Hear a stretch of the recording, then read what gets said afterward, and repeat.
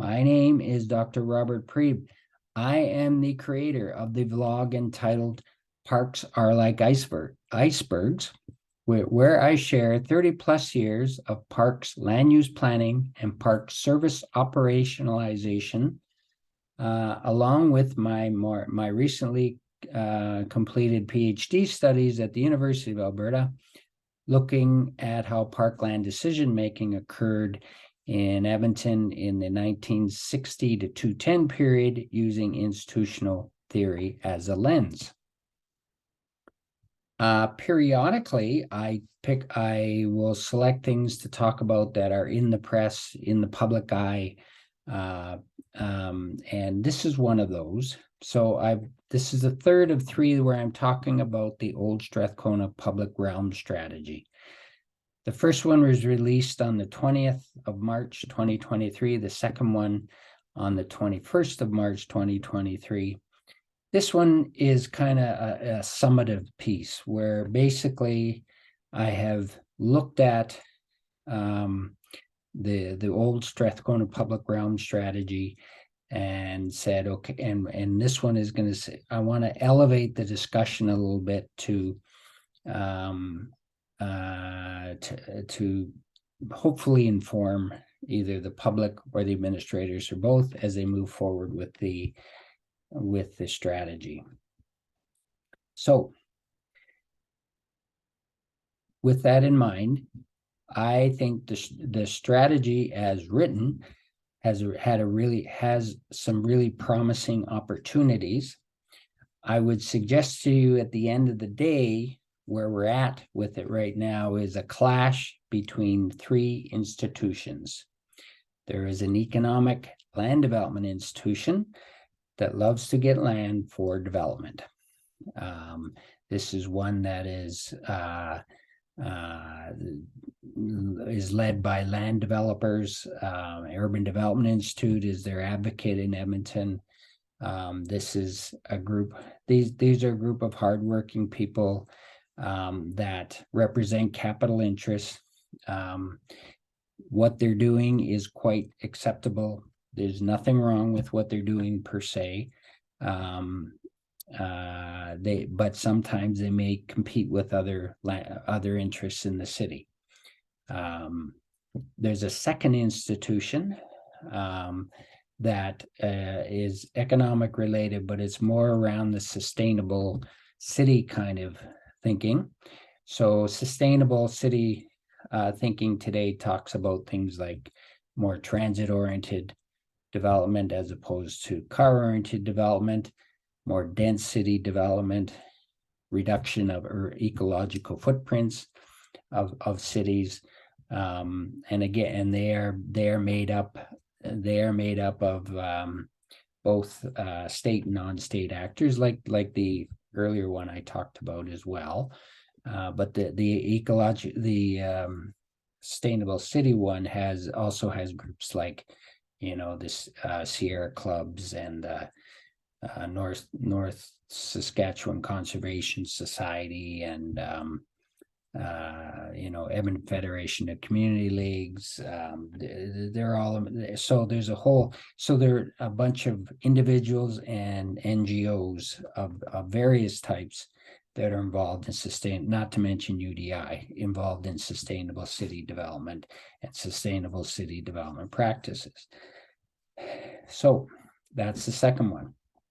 The third one is something that's fairly unique to this particular area. And it actually, the land base is what defines this particular helps define this institution. So if you know this area, and I described it in the first vlog on March 20th, this is an area that is full of cultural and historical amenities and opportunities. It's a place where it's a very vibrant place, particularly the Gateway, well, both of them. It's a vibrant place. It's a place where people come together during the day, in the evening, in the winter, in the summer. It's a huge site for festivals. So the Evanston Street Performers Festival, Skirts of Fire, the Fringe Theater Festival.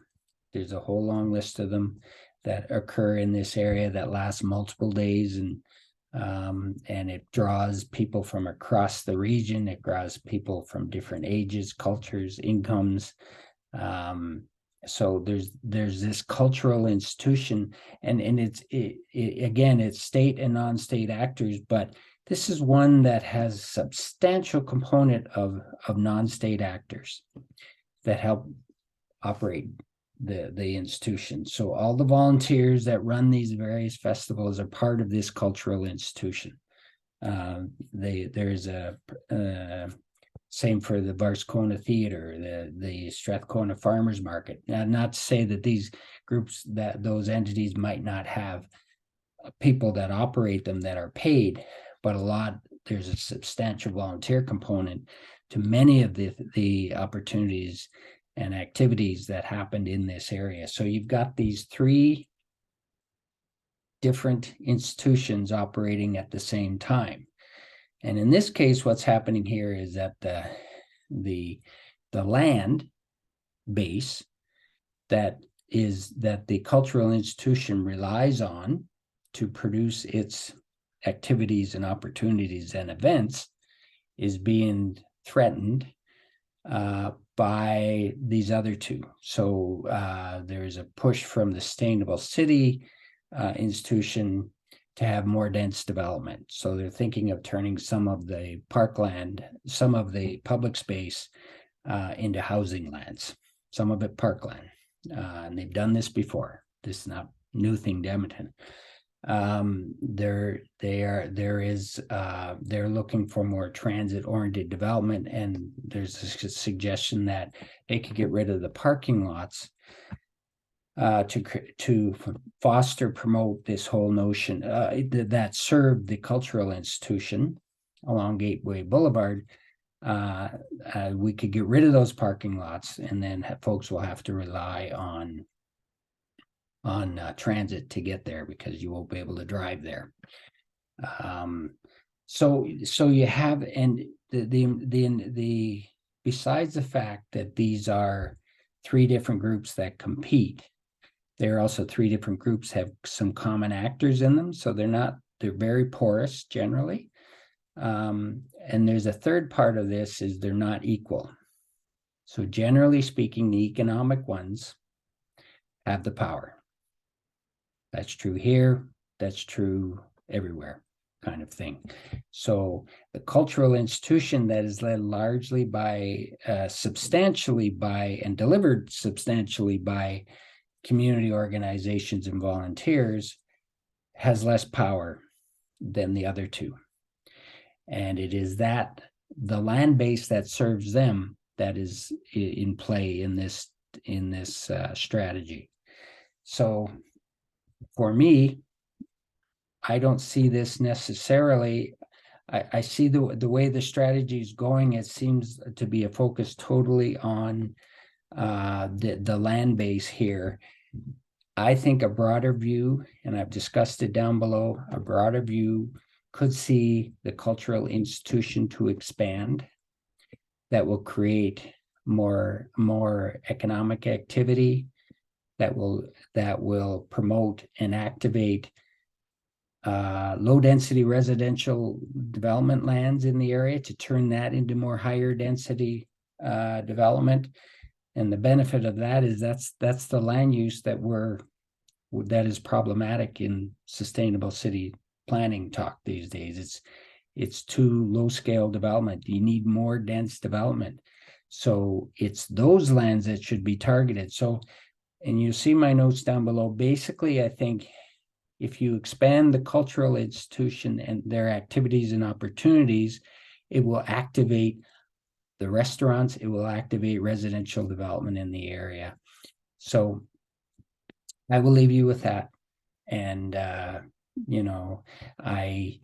I provide this just my perspective on life, my perspective on practice, my perspective on public spaces. And I encourage you to think about it and use it as you see fit. And thanks for stopping by, and don't forget to subscribe to my vlog. Thank you.